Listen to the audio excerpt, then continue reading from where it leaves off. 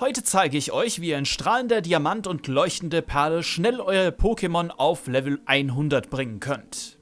Erfahrungspunkte in Pokémon-Spielen zu erhalten ist nicht immer so einfach. Es hängt oft vom Spiel selbst ab, wie gut oder schlecht ihr dort trainieren könnt. Die Remakes Strahlender Diamant und Leuchtende Perle haben hier einige Anpassungen gemacht und so ist es auch für einen Anfänger durchaus einfach möglich, Pokémon zu trainieren, wenn man weiß wie. Um das Training zu erleichtern, gibt es ein Item, welches sich Glücksei nennt. Sobald ein Pokémon ein Glücksei trägt, bekommt es automatisch 50% mehr Erfahrungspunkte. Es gibt im Spiel ein garantiertes Glücksei. Das könnt ihr euch sogar noch vor der Pokémon-Liga abholen und ist zum Grinden natürlich dann sehr sinnvoll. Um dieses zu erhalten, geht von Blizzach aus westlich zum Stärkeufer. Ganz im Westen angelangt, setzt ihr den Forschersack ein, um in den Untergrund zu gelangen. Von dort aus begebt ihr euch oben links zu der Höhle. In der Mitte des Raumes befindet sich ein Pokéball, worin sich das Glücksei befindet, das ihr anschließend einem Pokémon geben solltet. Im Gegensatz zu anderen Pokémon-Spielen tragen wilde Chanera keine Glückseier. Im Spielecode lässt sich finden, dass Hytera Glückseier trägt. Leider lässt sich dieses Pokémon aber in der Wildnis nicht antreffen. Wenn ihr weitere Glückseier haben möchtet, müsst ihr also zum Duellpark gehen.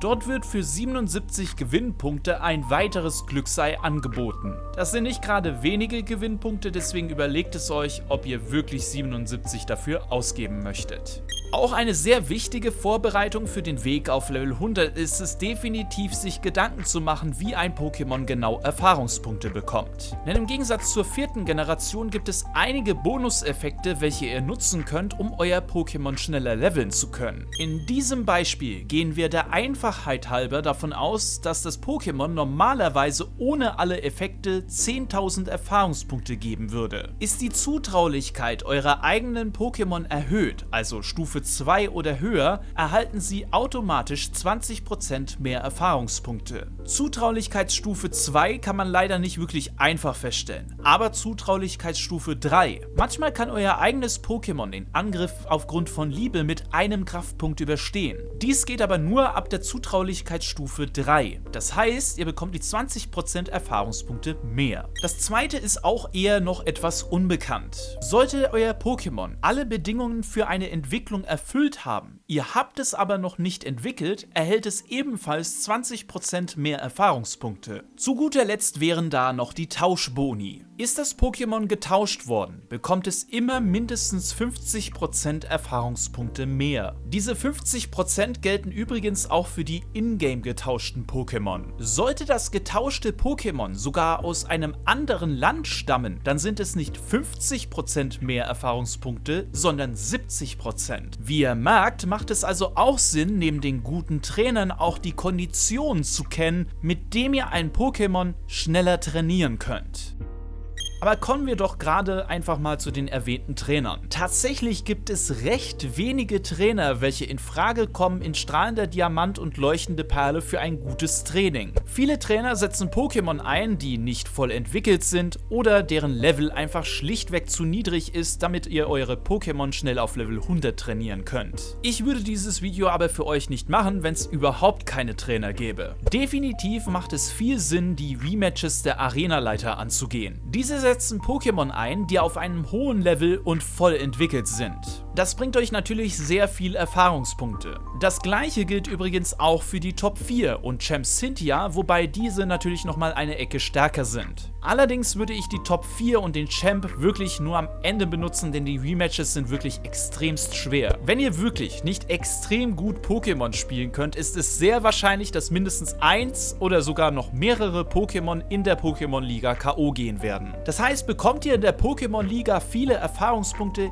Ja, natürlich. Aber es gibt effektivere Möglichkeiten. Dazu muss man sich einfach Gedanken machen, welches Pokémon am meisten Erfahrungspunkte bringt. Da gibt es zwei Pokémon, die sind sehr bekannt dafür, dass sie sehr viele Erfahrungspunkte geben. Hytera und Chanera. Es gibt insgesamt 3 Trainer, die ein Chanera oder Hytera in strahlender Diamant und leuchtende Perle einsetzen und lediglich ein Trainer kann herausgefordert werden. Leider befindet sich der Trainer mit dem Hytera in der Siegesstraße, wo man den Kampffahnder nicht einsetzen kann. Also bleibt nur der Trainer mit einem Chanera übrig, den ihr herausfordern könnt. Um die Trainerin herausfordern zu können, begebt ihr euch auf Route 228. Dort befindet sich Ass-Trainer Agatha an dieser Stelle hier. Ihr braucht das Item Kampffahnder, um sie zu einem Rematch herauszufordern. Der Kampffahnder ist ein Item, mit dem ihr Trainer zu einem Rematch herausfordern könnt. Wenn der Trainer herausgefordert werden möchte, erscheinen 2 Ausrufezeichen über ihm. Sollte die Trainerin allerdings nicht kämpfen wollen, müsst ihr den Kampffahnder wieder aufladen und einige Schritte gehen. Danach könnt ihr nochmal überprüfen, ob die Trainerin kämpfen möchte. Und das macht ihr so lange, bis sie halt kämpfen möchte.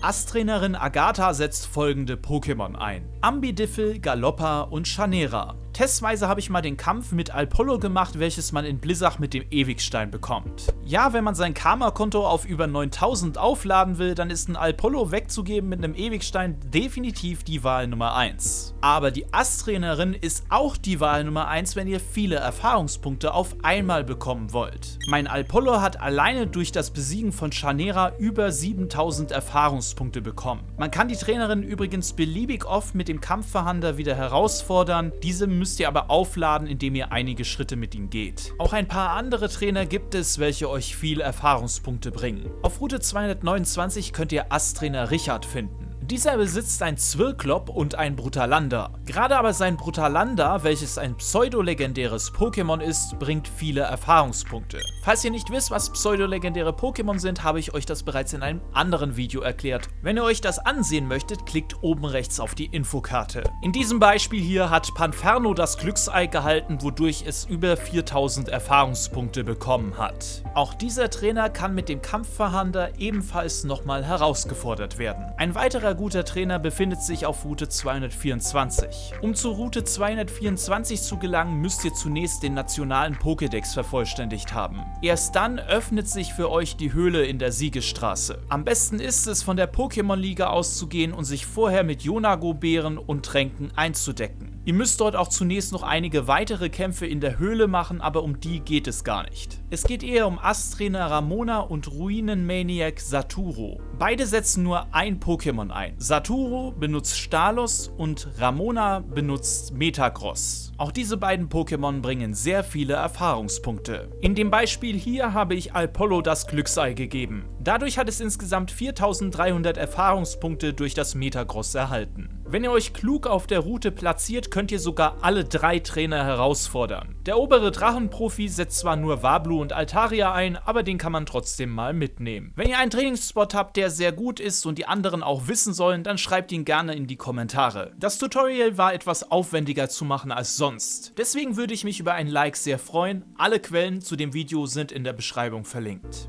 Oben rechts ein Video zu meinem Team in den Remakes. Unten rechts findet ihr, was ihr zu Dialga und Palkia wissen solltet. Abonnieren und Glocke aktivieren nicht vergessen, wenn dir meine Videos gefallen. Bis dann, Servus und Ciao, meine Freunde des Pokémon-Universums.